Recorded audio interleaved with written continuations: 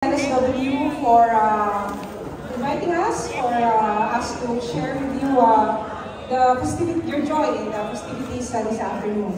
And also, I would like to extend our warmest congratulations on your holding of a very successful Philippine Christmas Festival at Blacktown. So please rest assured that we will always be there to support PCC, NSW in all your activities. And we thank you for being our ever reliable and constant partner in our activities. Salamat din po sa pag-host ng inyong farewell event for Consul Manny, whom we shall miss, and who has been very instrumental to the success of the Consulate General for the past 6 years.